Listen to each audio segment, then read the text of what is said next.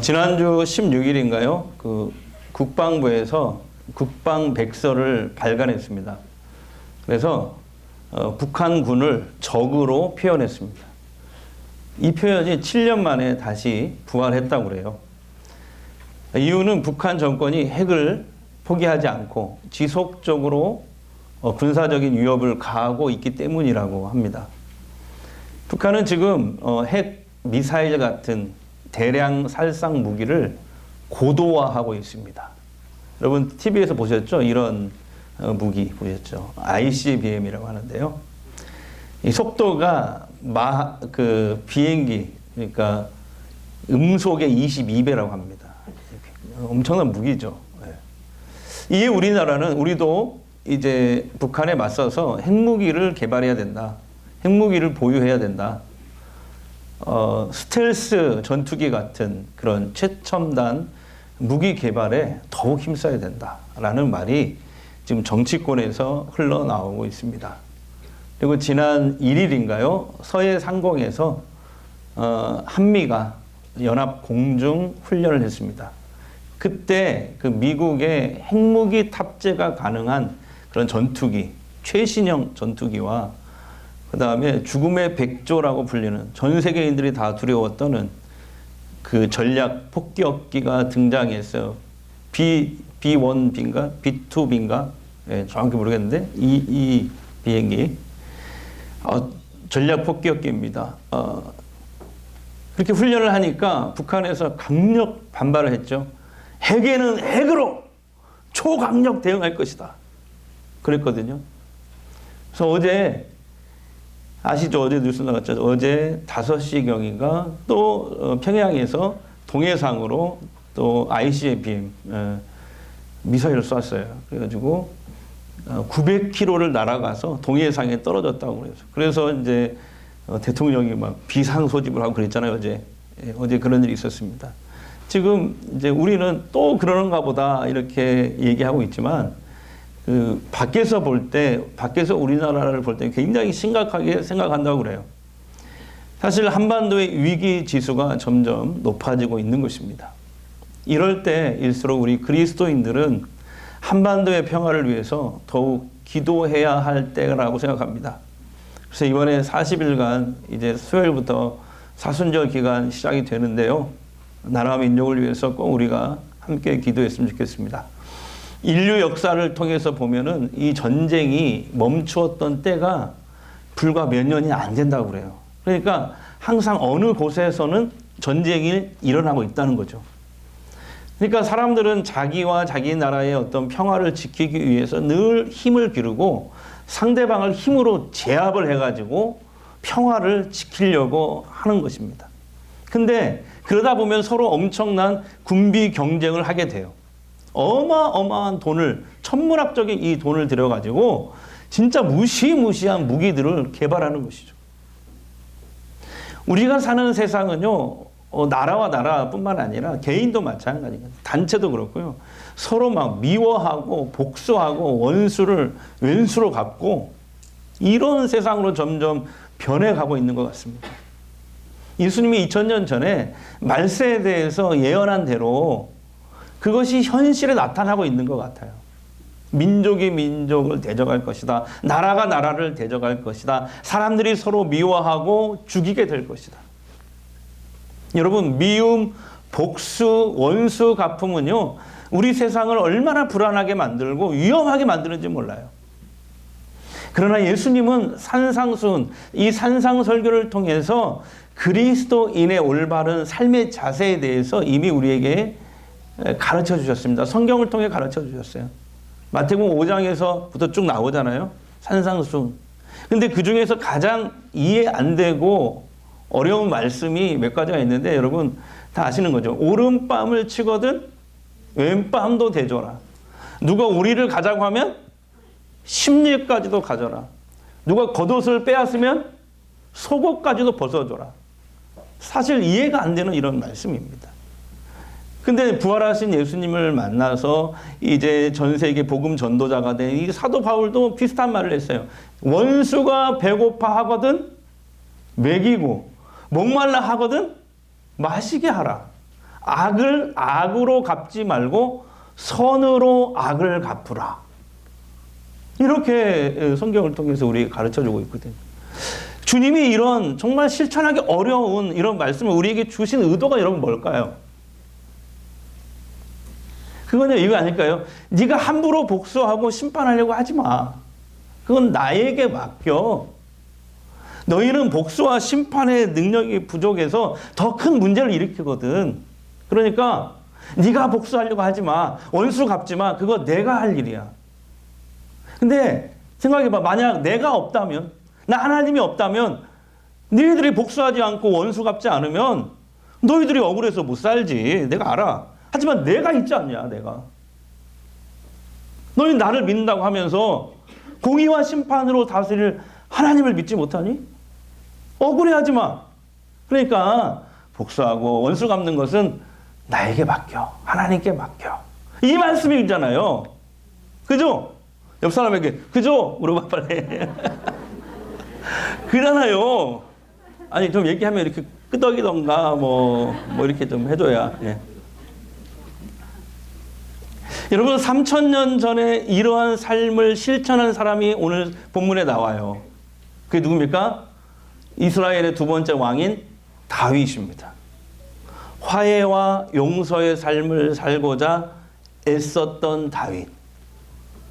그래서 하나님이 이 다윗에게 어떤 복을 주셨는지를 보여주는 게 오늘 본문 말씀이에요. 자, 지난주 말씀 기억나세요? 자, 이스라엘은 블레셋과 전쟁에서 패하게 됩니다. 이 지도 기억나시죠? 길보아 산 전투에서 사울왕과 세 아들이 모두 죽고 맙니다. 특히 사울왕은 화살에 맞고 적이 쏜 화살에 맞고 중상을 입어서 스스로 칼에 엎드려져서 자살을 합니다. 이스라엘 사울 왕조는 40년이었거든요. 이때 이렇게 비극적으로 막을 내리게 됩니다. 이때 다윗은 어디 있어요? 저 블레셋 저 밑에 시글락이란 도시에서 망명생활을 하고 있었잖아요. 이 사울이 죽었다는 소식을 들어요. 어떻게 보면 우리 같으면 저 같으면 그럴 거예요. 아유 잘됐다 그냥. 아유 속이 시원하다. 저 같으면 아마 그랬을 거예요. 제가 좀 못됐나요? 근데 이 사울이 죽었다는 소식을 듣고 다윗이 너무 슬퍼하고 비통해하는 거예요. 심지어 조가까지 시를 지어가지고 노래를 불러요. 사울 왕이시여 막 이런 식으로 막. 내 친구 요나단아 하면서 막 이 노래를 불러요. 그게 성경에 나옵니다. 너무 비통해하는 거예요. 그리고 하나님 앞에 기도합니다. 제가 어떻게 해야 될까요? 하나님은 응답을 주십니다. 이제 블레셋을 떠나서 이스라엘 땅 헤브론 성읍으로 가라. 하나님 명하세요. 헤브론은요 유다 지파의 본산지예요. 유다 지파. 다윗이 유다 지파에 속해 있는 사람이잖아요. 그래서 하나님의 명령을 따라서 다윗이 이 1000명이 넘는 식구들을 데리고 이제 귀환을 합니다. 자, 헤브론으로. 유다 지파 장로들은 다윗의 귀환을 열렬히 환영합니다. 와, 박수 쳐줘. 환영. 우리 한번 해볼까요? 환영 시작. 와. 막 이러면서 막 들어오겠죠? 그리고 나서 다윗에게 기름을 부어요. 왕으로서 이제 우리의 왕이 되어 주십시오 하면서 기름을 부어요. 다윗은 유다 지파의 왕이 되어서 그렇게 헤브론에서 7년 6개월을 다스리게 됩니다. 이 지도를 보시면 여기 헤브론, 헤브론으로 와서 이제 유다 지파의 왕으로서 한편 이제 사울이 죽자 사울의 부하였던 그 밑에서 신복이었던 장군이었던 아브넬 장군. 다시 해볼까요? 아브넬 장군이 권력 야욕을 드러내기 시작합니다. 그래서 사울 아들 이스보셋을 얼른 데리고 와서 이스라엘 북쪽 저 마하나임으로 올라갑니다. 그리고 이스보셋을 사울의 남은 아들 이스보셋을 북쪽 11개 지파의 왕으로 선포합니다. 예. 그래서 아브넬은 이제 이스보셋을 허수아비 왕으로 세워놓고 뒤에서 자신이 권력을 행사하려고 하는 거예요. 여러분 헷갈리지 마시고 잘 들으세요. 이 그림을 보시고 잘 생각을 하셔야 돼요. 자, 사울의 죽음 이후에 이스라엘은 이렇게 북쪽의 11개 지파와 남쪽의 유다 지파로 분단이 됩니다. 그래서 서로 대립하고 싸워요. 큰 전쟁은 아니지만 작은 전쟁이 막 일어나요. 서로 죽이고 미워하고 막 이런 일들이 일어납니다. 그러다가 이제 북쪽 이스보셋 왕과 아브넬 장군 사이의 내분이, 제가 왜 글자를 크게 썼냐면 실질적인 권력을 행사하는 사람이다 이 말이에요. 북쪽은 아브넬 장군이고 남쪽은 다윗이다. 물론 다윗의 신복 요압 장군이 있었지만요. 그래서 제가 이렇게 표시한 거예요. 그래서 아브넬이 죽은 이제 근데 이스보셋과 아브넬이 내분이 생겨요. 왜 생기냐면 저 아브넬 장군이 이스보셋의 엄마를 엄마뻘 되는 사람을 왕후를 건드려요. 왕후를. 사울의 죽은 사울의 부인. 그러니까 이스보셋에게는 친엄마는 아니지만 왕후, 그 뭐라고 하죠? 왕후라고 하는 거예요? 뭐라고 그래요? 그걸? 그 대화 드라마 보면은 황후마마? 예, 어쨌든, 예. 그거 건드려요. 그래가지고 둘 사이에 이제 내분이 생겨서 북쪽이 서서히 기울이기 시작합니다. 그러나 이 남쪽 다윗이 통치하는 남쪽은 점점 더 번성하기 시작해요. 어느 날 북쪽의 권력 실세인 저 아브넬 장군이 이제 다윗과 통일을 위한 비밀 회동을 하려고 남쪽으로 내려옵니다. 다윗을 만나요. 그리고 이렇게 얘기합니다. 남북이 이제 통일해서 다윗 당신이 왕이 되고 아브넬 내가 2인자가 되게, 내가 총리 2인자가 될게요. 어떻게 이렇게 하실래요? 협상을 합니다. 다윗은 찬성합니다. 근데 저 다윗의 밑에 있던 군대 장관이었던 요압 장군이 다윗의 결정에 반기를 들어요. 그래서 비밀 회동을 마치고 북쪽으로 돌아가는 아브넬을 몰래 다윗이 따라가서 뒤에서 칼로 찔러서 배를 찔러 죽입니다. 요압은 자기 동생의 복수를 하기도 했지만 자신이 통일되면 권력의 3인자가 되는 것이 싫었던 거예요. 아브넬이 요압 장군에게 죽임을 당하자 다윗은 또 한 번의 큰 위기를 만나게 돼요. 생각해 보세요. 아니, 통일 협상하려고 사신으로 내려온 거잖아요. 근데 다윗이 아브넬을 협상하는 척 하더니 죽였다? 이 소문이 만약에 북쪽에 퍼져봐요. 북쪽 사람들이 막 분노할 이런 상황이죠. 전쟁을 하려고 쳐들어올 상황 아니겠어요? 그쪽은 11개 지파고 여기는 유다 지파 하나잖아요. 뿐만 아니라 남쪽의 이 유다 사람들도 다윗에게 등 돌릴 만한 그런 비열한 행동으로 오해받기 딱 좋은 사건 아니에요? 지금 지난주에 대통령의 지지율이 35%더라고요. 35%. 조금 올라가요. 35%. 근데 아마 이때 이 사건 후에 아마 다윗의 지지율을 조사했으면 아마 10% 밑에 있을 거예요. 굉장히 위험했을 거예요. 이때 다윗은 위기를 만나죠. 그런데 다윗은 이 아브넬의 암살 소식을 듣고 피통이합니다. 그러면서 분개해요. 그리고 조사를 시킵니다. 이 일을 누가 벌였는지. 보니까 자기 신복 요압 장군이 벌였네. 그래서 요압을 죽일 수는 없고 막 저주합니다. 야, 이놈의 새끼야. 하나님의 저주가 너한테 임할 거야. 저주를 합니다. 그리고 다윗 왕은 자신이 직접 장례위원장이 돼서 위에 북쪽의 군대 장관을 남쪽의 국장으로 다윗이 장례위원장이 돼서 장례를 치러줘요. 국장으로. 대통령이나 치러주는 그 국장을 치른다니 다윗이. 그리고 진심으로 성경에 보면은 아브넬의 죽음을 애도하고 막 슬퍼해요. 마침내 북쪽 11 지파의 장로들은 이 사건이 요압 장군의 단독 범행임을 알게 됩니다. 그리고 다윗에 대한 오해를 풀어요. 근데 또 한 번의 위기가 또 닥치는데 뭔지 아세요? 이런 혼란한 틈을 타서 지금 저 북쪽에 이 아브넬 장군이 없잖아요. 그러니까 이스보셋만 죽이면 다윗에게 큰 상을 받을 거예요. 그래서 이제 림몬의 아들들이 이스보셋을 암살을 합니다. 그리고 죄송합니다. 아침부터 머리를 잘라가지고 머리를 들고 다윗에게 옵니다. 우리가 이 당신의 정적 이스보셋을 죽였으니 우리에게 큰 자리를 주시오. 그 얘기죠. 다윗이 여러분 어떻게 했을까요? 다윗이 여러분 어떻게 했을까요?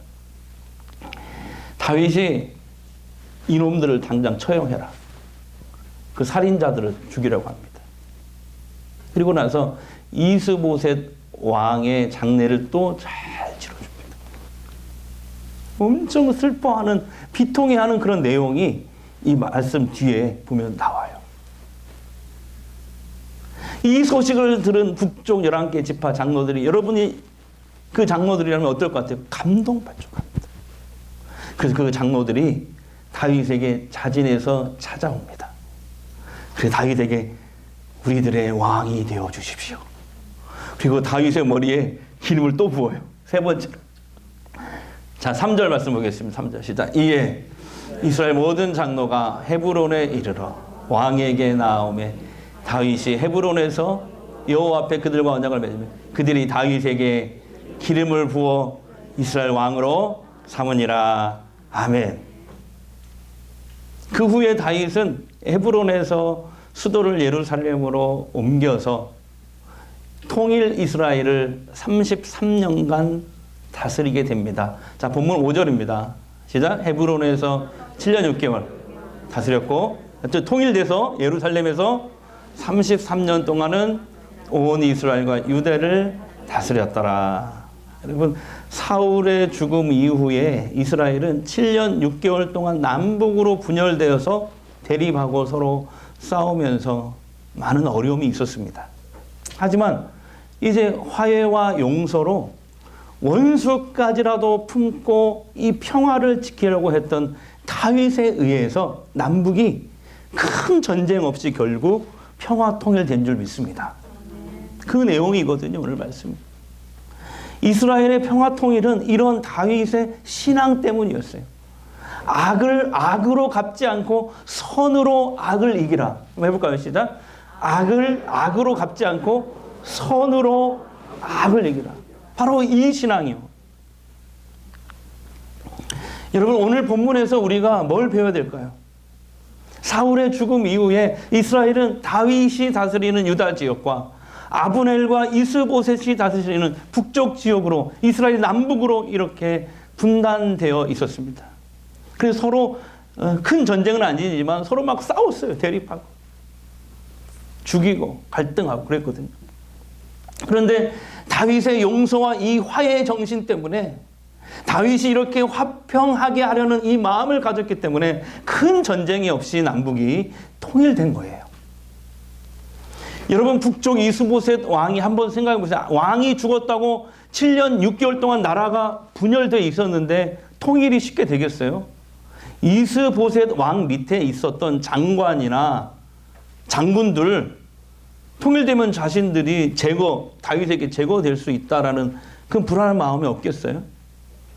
그래서 아마 끝까지 저항했을지 모릅니다. 그런데 그 사람들이 이렇게 다윗을 하는 짓을 보니까 이스보셋 왕의 죽음도 아브넬의 죽음도 밝혀내주고 정말 슬퍼해주고 국장으로 장례까지 지극정성 치러줬다 이 말이에요. 어떻게 보면은 제거되어도 마땅한 원수들 아니에요? 정적들. 예. 그러니까 여러분 어떻게 합니까? 그러니까 그들은 제거돼도 마땅한 원수들인데 어떻게 됩니까? 다윗의 화해와 용서, 평화를 지키려는 이 모습을 보고 앞으로 저 사람을 나의 주군으로 삼아도 되겠다. 이런 충성심이 북쪽 사람들에게 생기지 않았겠습니까? 그래서 여러분, 북쪽 11개 지파 장로들이 다윗에게 자진해서 찾아온 것입니다. 우리의 왕이 되어 달라고 다윗에게 기름을 부은 것입니다. 결국 이스라엘은 다윗의 복수하는 마음, 원수 갚는 마음이 아니라 원수까지라도 용서하고 화평하게 하려는 이 마음 때문에 유다와 이스라엘이 큰 충돌, 피 한 방울 흘리지 않고 전쟁이 없이 통일 왕국을 이루게 된 줄 믿습니다. 그 후로 이제 앞으로 살펴보겠지만 33년 동안 통일 이스라엘을 다윗이 통치하는데요. 이스라엘 역사에 있어서 최고로 번성기를 맞이합니다. 여러분, 전쟁은요, 나라와 나라 사이에만 있는 게 아니에요. 사람이 사는 모든 것에 사실 전쟁이 있어요. 가정에도 전쟁이 있어요. 부부 사이에, 또 부모 자식 간에 전쟁이 있습니다. 부끄러운 얘기지만 교회에도 전쟁이 있어요. 하물며 먹고 사는 일터나 직장은 더 말할 것도 없죠. 우리는 삶의 이 전쟁 속에 살아갑니다. 사람들은요, 이 전쟁 속에서 당하지 않기 위해서 도끼를 품고요, 힘을 나름대로 기르기 위해서 힘을 기르잖아요. 힘만 있으면 상대방을 제압하려고 해서 자신의 어떤 평화를 유지하려고 합니다. 근데 오늘 말씀은 그게 세상의 어리석음이라는 거예요. 그게. 내가 강해야만 평화가 이루어지는 줄 알고 사는데, 여러분, 내가 강해지려고 하면 상대방은 가만히 있습니까? 나보다 더 강해지려고 하고 또 나를 제압하려고 틈만 있으면 그러잖아요. 그러니까 이게 한도 끝도 없이 계속 반복돼요. 누구 하나가 죽기 전에는 평화가 찾아올 수 없는 거예요. 개인도 그렇고 단체도 그렇고 나라도 그렇고. 여러분, 우리는 예수님 말씀대로 원수가 배고파할 때 먹을 것을 주라. 해볼까요? 시작. 목마를 때 마시우게 하라. 악을 선으로 갚으라. 여기 이 말씀이요, 우리가 하나님 생각 안 하면 절대 실천할 수 없습니다. 아니, 원수가 오른밤을 치는데 어떻게 왼밤을 다시 대줄 수 있어요? 내가 2번, 3번 쳐도 시원찮은데, 안 그래요? 근데 이런 여유가 어디서 나냐고요? 하나님에 대한 믿음에서 나옵니다. 하나님에 대한 믿음. 하나님이 살아계신다.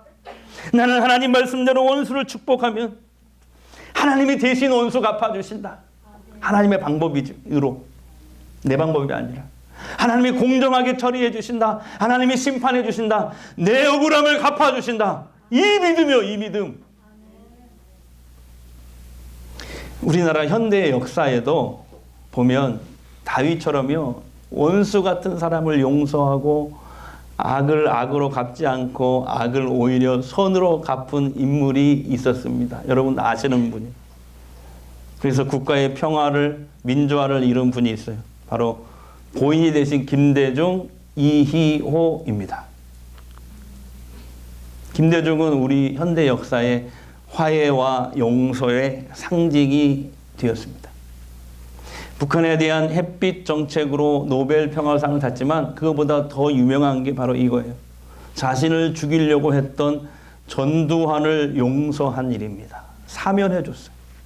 이 사진 여러분 보십니까? 저기 문익환 목사님도 보이지만 1980년대 이 신군부 전두환 장군이 내란 음모 조작을 했어요. 그래서 이 민주화의 인사들을 다 사형 선고를 해버렸어요. 그러나 김대중은 이 땅의 진정한 민주화와 평화를 위해서 고난받다가 1997년 대통령이 됩니다. 그는 대통령 당선인 시절에 이제 곧 물러나는 김영삼 대통령에게 건의를 합니다. 이때 전두환과 노태우는 반란죄, 내란죄로 사형을 이미 언도받은 상태입니다. 죽이고자 하면 사형시켜 하면 바로 죽일 수 있어요. 근데 사면을 해주자 얘기를 해요. 그래서 사면을 합니다. 이 사진 여러분 기억나세요?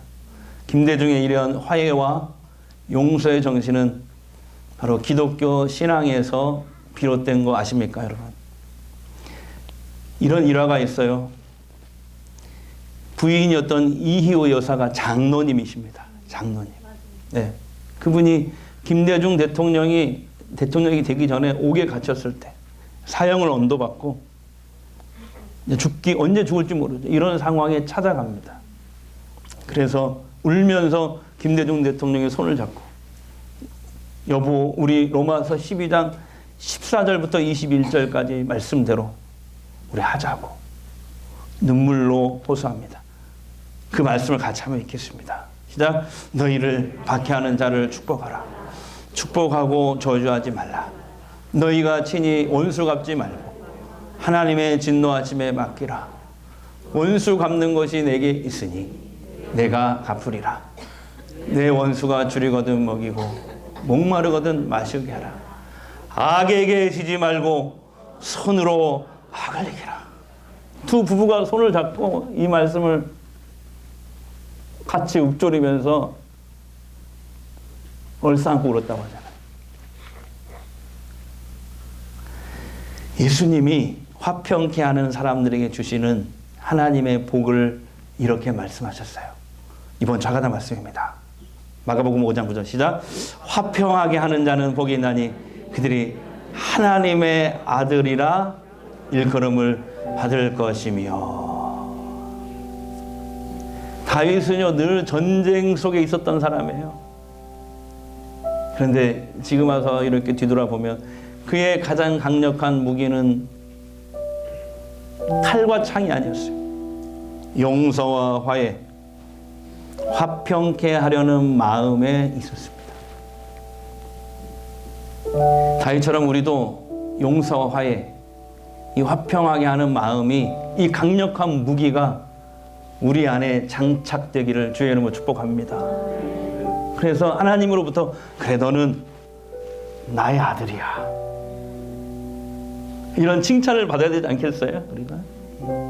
그래서 여러분 때문에 여러분의 가정이 평화가, 여러분 때문에 우리 교회의 평화가, 여러분 때문에 여러분의 직장과 여러분이 속해 있는 세상이 하나님의 평화가 임할 수 있기를 축복합니다.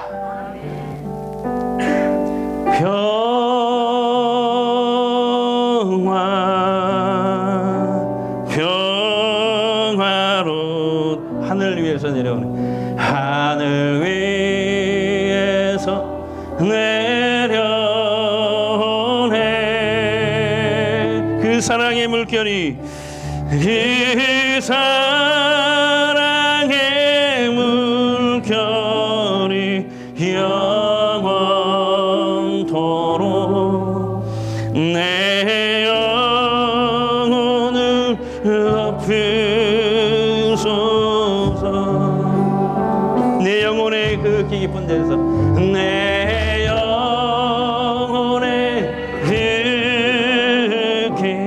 깊은 데서 맑은 가락이 울려나네. 아멘. 하늘 목초가 언제나 흘러나와 내 영혼을 고이 사네. 평화로다. 아멘.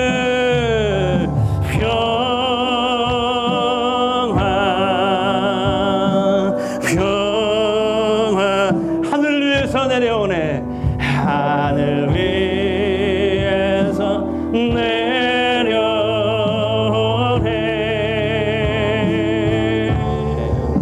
그 사랑의 물결이 영원토록 내 영혼을. 우리 큰 소리로 고백합니다. 평화로다. 아멘. 평화로다.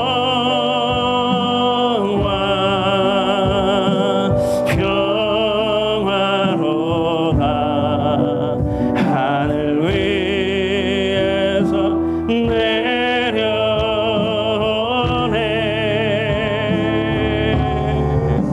이 사랑의 물결이 영원토록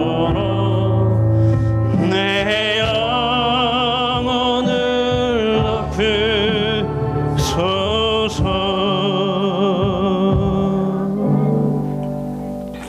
기도하겠습니다. 하나님, 말도 안 되는 일을 다윗이 하였습니다. 그런데 말도 안 되는 하나님 나라의 사고방식을 했더니 이스보셋이 죽은 후에 아브넬을 따르던 이스라엘의 장로들이 스스로 제 발로 와서 다윗을 왕으로 인정하고 삼았습니다. 평화를 위해서, 통일을 위해서 엄청난 전쟁과 싸움을 해서 힘으로 평화를 얻는 줄로만 생각하는 어리석은 우리들이 배워야 할 대목입니다. 다윗의 용서와 화해의 마음, 화평하게 하는 마음 때문에 피 한 방울 흘리지 아니하고 전쟁 없이 단숨에 남북이 평화 통일되었습니다. 화평하게 하는 자는 복이 있나니 저가 하나님의 아들이라 일컬음을 받을 것이며, 하나님 예수님의 말씀을 오늘 우리가 가슴에 새기겠습니다. 우리 전주 성과 함께 모든 성도들이 오늘 본문의 다윗처럼 살 수 있는 삶의 용기를 허락하여 주시옵소서. 화평하게 하는 하나님의 자녀로서의 삶을 살 수 있도록 주님 축복하여 주시옵소서.